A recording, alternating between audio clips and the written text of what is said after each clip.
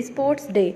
The school at Malappuram has its sports day. The first 5 children in the long jump are Tina, jump 350 meter, which is 3 meter and 50 centimeter. But how far did Anu jump? Dash metre and dash centimetre. So Anu ने कितना jump किया? आप right side में देखिए, यहाँ पे बना हुआ है 3.50 मीटर टीना ने जंप किया, 4.05 मीटर मीना ने जंप किया, 4.50 मीटर रेहाना ने जंप किया एंड 3.5 मीटर अनु ने जंप किया.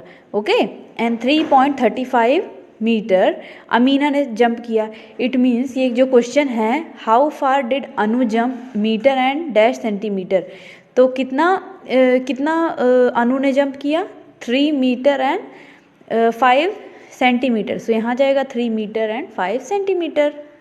Who is the winner in the long jump? तो इनमें से आप देखिए कि लॉन्ग जंप में विनर कौन रहा, किसने ज़्यादा जंप किया है?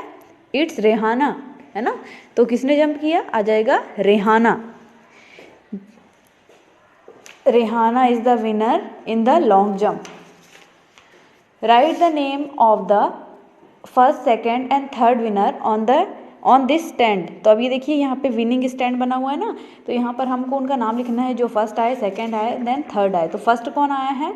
फर्स्ट 4.50 मीटर रेहाना का था, तो Rehana is the first. Okay, और उसके बाद सेकंड कौन रहा? सेकंड है 4.5 मीटर मीना. रेहाना, सेकंड मीना, और थर्ड कौन आया है? थर्ड आए हैं ये टीना 3.50 मीटर में. तो टीना थर्ड नंबर पे यहाँ पे लिख लेंगे. Okay, do you remember that 1 metre equal to 100 centimetre? क्या आपको याद है 1 मीटर में कितने सेंटीमीटर होते हैं? 100 centimetre, right. So 1 centimetre is 1/100 of a metre. तो जो 1 सेंटीमीटर होता है, इसका मतलब कि जब 1 मीटर में 100 सेंटीमीटर होते हैं, तो 1 मीटर जो होता है वो 100 सेंटीमीटर का एक हिस्सा होता है, मतलब 1/100 ऑफ अ मीटर होता है ना. We also write 1 centimetre as dash metre. तो हम कैसे लिखते हैं इसको? 0.01 मीटर भी ऐसे लिखते हैं ना, 0.01 metre.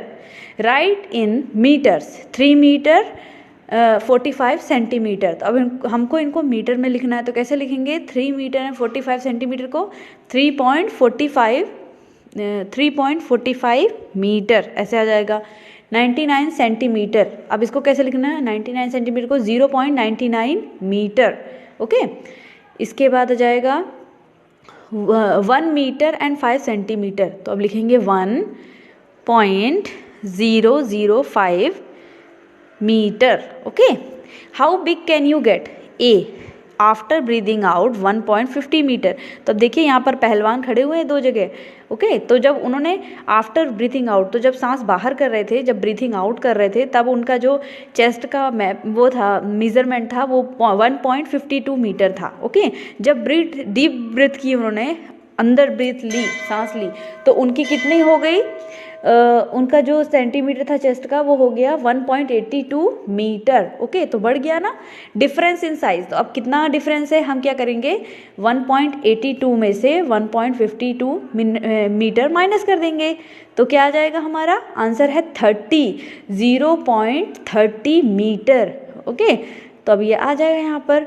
Do this for yourself and find the difference. अब आपको भी ब्रेथ इन लेनी है, मतलब सांस लेनी है और अपने चेस्ट को मेज़र करना है, इसके बाद लिखना है. और जब आप सांस छोड़ेंगे, एकदम पूरी सांस छोड़ दीजिए, फिर मेज़र कीजिए. अब इनका डिफरेंस भी आपको, इसका डिफरेंस आप लिख लेंगे तो आपको पता चल जाएगा कितना डिफरेंस है. जब हम पुलिस की भर्ती वगैरह के लिए जाते हैं, आर्मी की भर्ती के लिए जाते हैं, तब भी ये चीज़ होती है ना.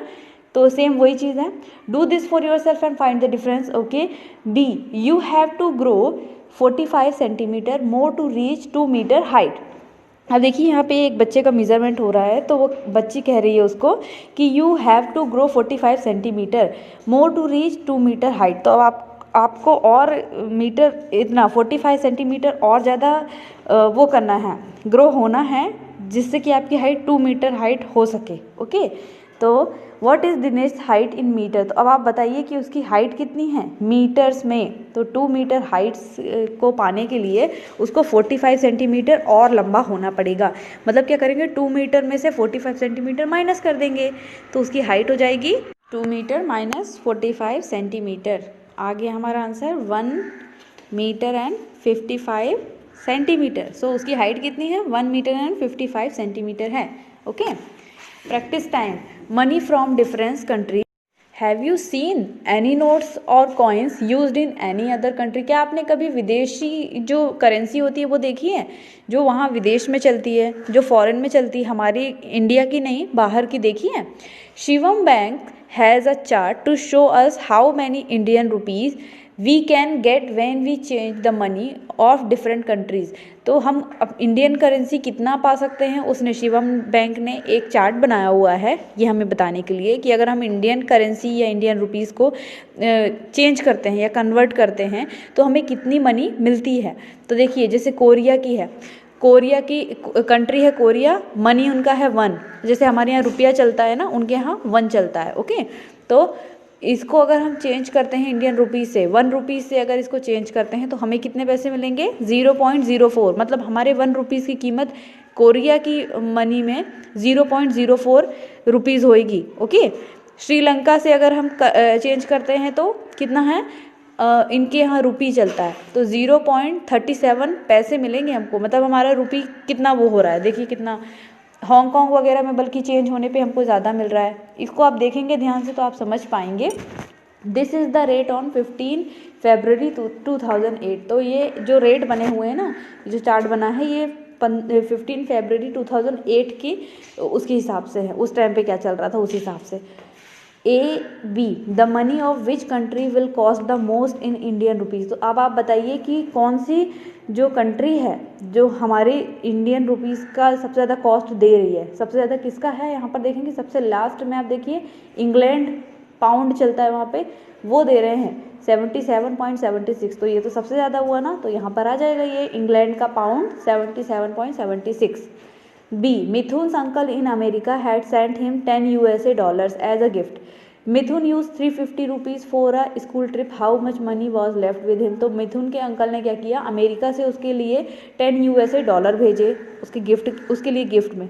तो उसने क्या किया, मिथुन ने 350 रुपीज़ तो उसमें से स्कूल ट्रिप में खर्च कर दिए। अब कितने पैसे बचे उसके पास? तो सबसे पहले 10 USA डॉलर हुए कितने, पहले हमें ये कन्वर्ट करना पड़ेगा, है ना। तो अमेरिका में क्या है करेंसी, आप देखिए USA में डॉलर चलता है ना, तो जब डॉलर हुआ 39.70 का, इट मीन्स के 10 US, मतलब कि उसके पास टोटल हो गए 390, है ना। जब हम इसका मल्टीप्लिकेशन करेंगे 10 में तो हमारा जो आंसर आएगा उसमें से हम 350 रुपीज़ माइनस कर देंगे तो हमारा आंसर आ जाएगा। सो ये आज के लिए ये आपका होमवर्क है, do it your self it. Okay, this is your homework for today, so do it students.